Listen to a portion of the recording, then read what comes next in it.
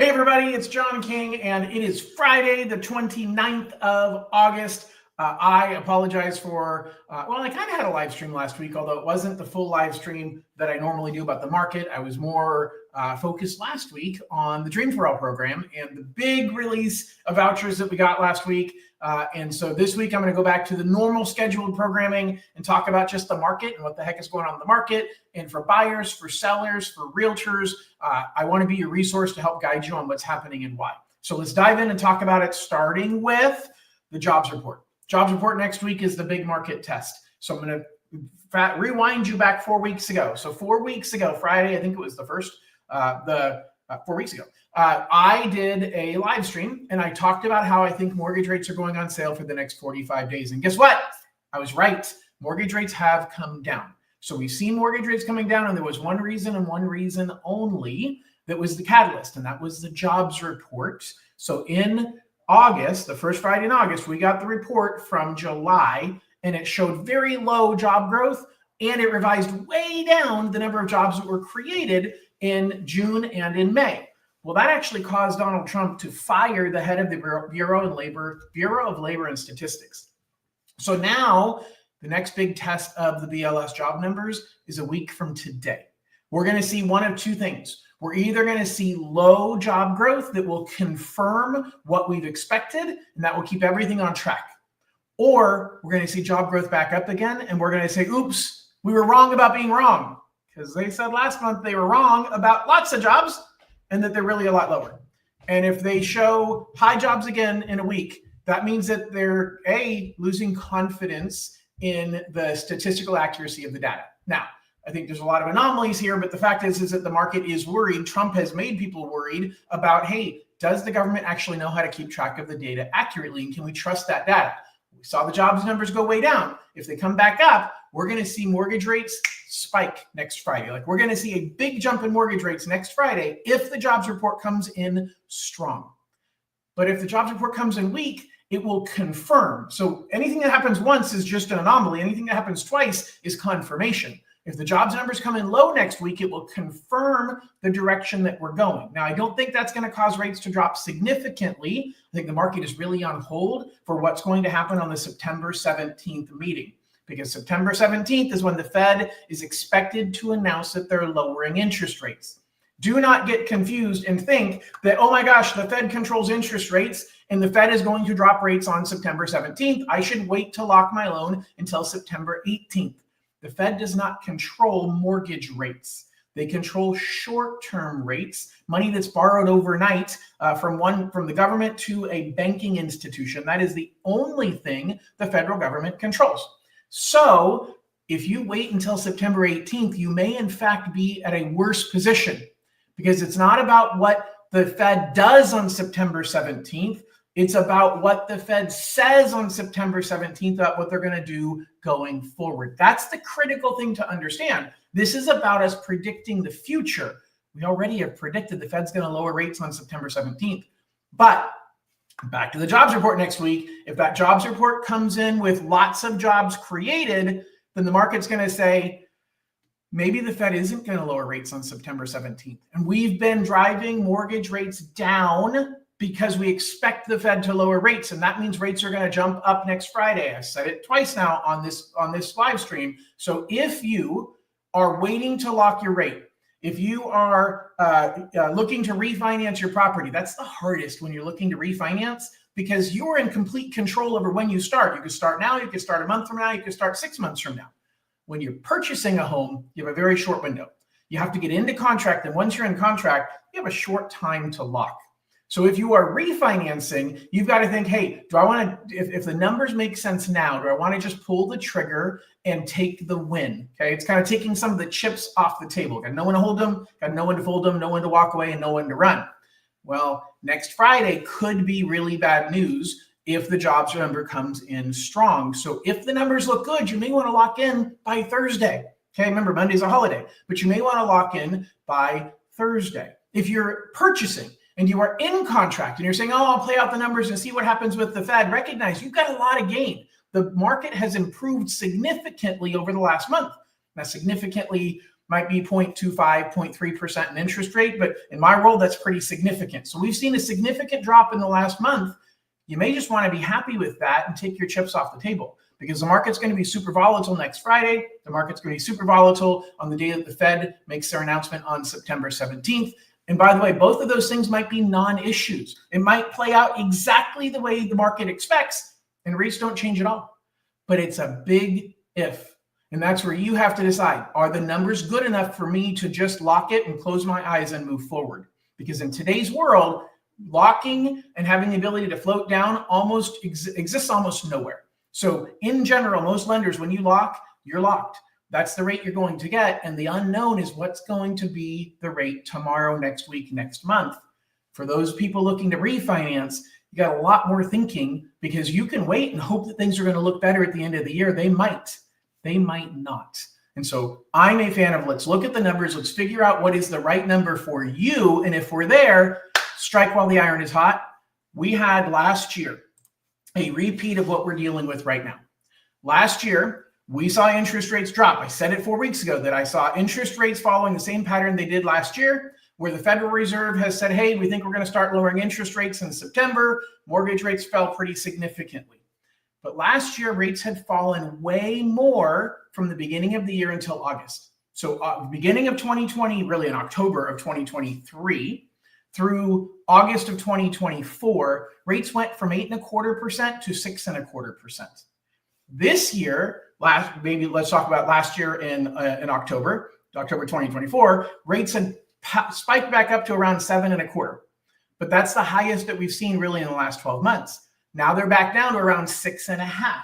So we saw a drop, but only about 0.75% drop in the last year, versus a year ago, we'd seen rates drop by 2%. Here's why that matters. Because last year, rates spiked right after the Fed announced their rate cut. Why did that happen? It happened because the market thought we're on a straight downward trend, and we went from 8 to 6, and we're going to get to 4 in a couple minutes. And then the Fed kind of poured some water on that in September and said, hey, we're dropping rates, but now we're going to take it slow. We're going to take a measured approach. And the market freaked out and said, oh my gosh, you're slamming the brakes on this before we even started lowering rates. There's the fear that's going to happen again, except our downward trend hasn't been as steep. We've been more of a gradual downward trend this year. So the bounce, if there is one, shouldn't be as bad as last year. But historically, more often than not, when the Fed first starts lowering interest rates again, the first reaction is a little bit of a bounce up, because the market was hopeful that the rate drops were going to come faster and larger than what the Fed actually predicts, and they pour some water on the market's expectations. So this is going to be a crazy month. This is going to be a crazy few weeks. And the other piece of this that's kind of thrown in there is the drama with Trump and the Fed. So if you haven't been paying attention, Trump has been determined to get Powell out. Trump has been determined to get multiple Fed presidents out, Fed board members. And so another one this week, Trump fired a Federal Reserve board member on Monday night. Now that Fed member on Tuesday said, no, I'm suing you. You don't have the right to fire me. Very interesting dynamics that are going on right now. But again, it's creating a lot more uncertainty. And for you, if you're in the home buying or home selling market, you have to understand this is going to make even more volatility. So we've got winter buyer opportunities on the horizon. We're seeing them right now. Unfortunately, buyer opportunities means bad news for sellers. Now, I'm not speaking of every single housing market, but I'm speaking of a lot of them. Even some of the heaviest and hottest markets, I'm seeing price reductions. I'm seeing concessions. I'm seeing sellers willing to negotiate that I had not seen in years and years. Like since pre-COVID, I have not seen this amount of sellers willing to negotiate. And so that's a huge opportunity if you're a buyer. It's a huge red flag if you're a seller. Okay. A lot of sellers are saying, hey, I'm worried that the market is going to drop significantly and I want to get ahead of it. I don't see that happening. There was an article that came out last week that talked about, oh my gosh, 40% of the mortgages that banks hold are adjustable rate mortgages. We're in for another crisis like we had in 2008. We're not. Okay. So here's the difference between now and 2008. First of all, that article was skewed information because it's talking about what the mortgages are that private banks hold, not mortgage companies.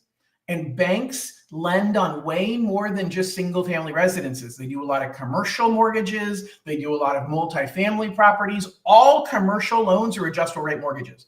A large number of multifamily apartment buildings are adjustable rate mortgages. That's just how the banking industry does it. That is not conventional 30-year fixed residential single family homes they're talking about. The majority of single family homes are fixed rate mortgages. The majority, like over 90%, are fixed rate mortgages. The ones that are not are multi-million dollar properties. These are people that make millions of dollars a year that are saying, hey, I'm okay with the risk because I can afford it if it goes up, but I want to leverage or get the benefit out of the lower rate I can get on my multi-million dollar mortgage. That is not what the market is full of. That is what caused the problem in 2008 was too many people had adjustable rate mortgages. That was a big issue in 2008 because we saw the market start to turn in 08 just like it's turning right now.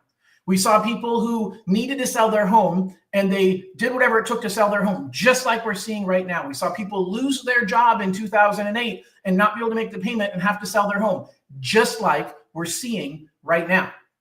The difference is in 2008, all residential, the majority of residential homeowners had adjustable rate mortgages that were coming due in 2009 or coming due in 2010. And they had to refinance or their payment was going to skyrocket and they couldn't refinance because values had started to slip. And then they slipped more because somebody else lost their home and they slipped more because somebody else lost their home. And so that became a domino effect that we don't see happening in this cycle. All right, I got a question. Annie says, what about land? Is it a good time to make negotiations on land or only houses? So Annie, that's a great question. I'm gonna be honest, I'm not a huge fan of land as an investment. Now it's kind of funny because a lot of people are going to say, the old adage of, hey, they stopped making land a long time ago and there's only so much of it. And so it's always a good investment. I kind of feel the opposite. Now, it all depends on your personal situation. I think you'll always have a good opportunity to negotiate on land because half the time sellers on land were dreamers whose dream fell apart. Let me explain that to you. Bare land is useless to most people. Bare land is a dream. It's say, hey, I want to buy land in the countryside, and in 5 years we're going to build our dream home there. I'm going to put a cabin on there. It's a dream. It's a dream. And then the dream falls apart. Something happens and you come back to reality and say, you know what, I just can't make that happen. Unlike a vacation home, where, hey, I can rent out the vacation home if I'm not using it. Or I can sell the vacation home because everybody wants a vacation home or people want to move to that market. There's very few people that really want land that they can't do anything with. Yeah, you can put a trailer on there and you can camp. Most people don't want to go up and drive somewhere to go camp on a piece of land they own. But the reality is a lot of sellers who have bare land are people who had a dream and that dream fell apart. And so they need to do whatever they need to do to get rid of that property. Now, some of them, I'm not saying that you can, I want to say this right way. My point is land is highly volatile and more illiquid than any other investment. So in the right circumstances, it's always a good time to negotiate on land. And now is a better time. So I am 100% agreeing with your statement saying, is it a good time to negotiate on land? For sure, because you have the normal volatility of land. You have the normal, hey, I was a dreamer, my dream fell apart. But now as the economy is starting to shift, as people are starting to get more concerned about the market and more concerned about their jobs, people who had a dream are going to forego that dream. People who are afraid the market's going to fall further are going to say, you know what, I'd rather just get rid of the land now because I need that money to do something else. And so I agree 100%, Annie. Now is a good time for you to negotiate on land, but I'm worried about land buyers and what is your long-term goal? Because what I don't want is for you to be a dreamer that has your dream fall apart. And financing on land is very hard to do. If you're paying cash, that's great. But financing on land, banks are worried about the same thing I just described. Banks are worried about you having a dream and that dream falling apart. And there isn't really a good backup plan to earn income on that land. And worse yet is once you start saying, hey, I'm going to build on this land, and then something happens, now you've got a half-built home that is actually worth less than the original land was. Because you have to find an owner that's willing to finish your project the way you had started it, or they've got to tear it down to get it just back to the starting point of a blank slate. So construction loans are very, very hard to come by right now. Land loans are very, very hard to come by right now. Down payments for those are pretty large and interest rates are pretty high.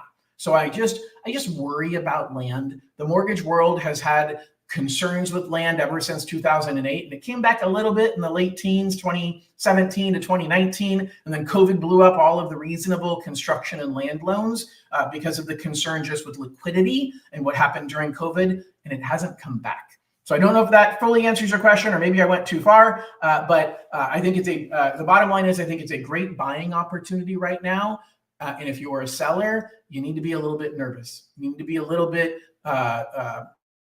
aggressive if you need to sell your home. But if there's a backup plan, consider that backup plan. Decide, hey, maybe I can rent out the house, keep it as a rental property. There's another set of risks if you go down that road, but that isn't a very viable option for a lot of people. Super low interest rates you got back in 2020 and 2021, and being able to rent out that property as an investment property instead of selling it in this market may be a good plan. So it's important to know what all of your options are. And I want to be super clear. I'm interviewing to be your lender, to be your advisor to help you with those options. So scan this QR code up top or go to my website, set up a time to meet with me. I'd love to talk with you. And a quick update to those of you who are looking at California Dream for All. First of all, again, 2,500 vouchers issued last week. I've got my calendar full of people who are looking to use their voucher now. But there's two other groups of Dream for All people I want to talk about, which is the people who are looking for next year. Now is the time to start talking to me about getting prepared for next year. But the second group is people who already got the Dream for All loan. I'm getting lots of phone calls from people who are saying, John, I see rates are going to be falling. I want to be ready to refinance my Dream for All loan, and I want to know how it works. So I am doing a webinar this Monday, yes, on Labor Day, at 9:30 in the morning. So check it out. It's on my YouTube channel. It's all over my social media. Email me if you can't find it. But join me if you have a Dream for All loan from the past. Join me this Monday morning at 9:30. I'm going to cover everything you need to know about refinancing your Dream for All, how it works, what things you need to watch out for, what are the right tips, when to refinance, and what you should be looking for. And I'm going to cover all of that this Monday on the holiday at 9:30 in the morning. All right, guys, I am ready to wrap up. So if you have any questions, feel free to post those right now. If you're watching live, if you're watching recorded, post questions and I'll come back and get to them later. I just want to be super clear. We are in a highly volatile environment. The market is shifting. The rates are shifting. The housing market is shifting. You need to have good guidance. I appreciate you joining me here to get the guidance from me, but I'd love to guide you one-on-one. So if you've never talked to me, scan that QR code up top. You can get a link there when you download my app that is for you to schedule an appointment with me. Set up a 30-minute conversation so I can help talk through your goals with you and help you figure out what the right move is to help you to achieve your long and short-term financial goals. Doesn't look like I have any questions, so I really appreciate everybody. Hope you have an absolutely wonderful holiday weekend. And if you have a Dream for All loan or you're thinking about getting Dream for All and you want to think ahead about what does it look like to refinance it down the road, join me live Monday morning at 9:30, or you can catch it on the replay on all of my YouTube channels. Thanks, everybody. Have an absolutely wonderful weekend, and we'll talk to you soon. Bye-bye.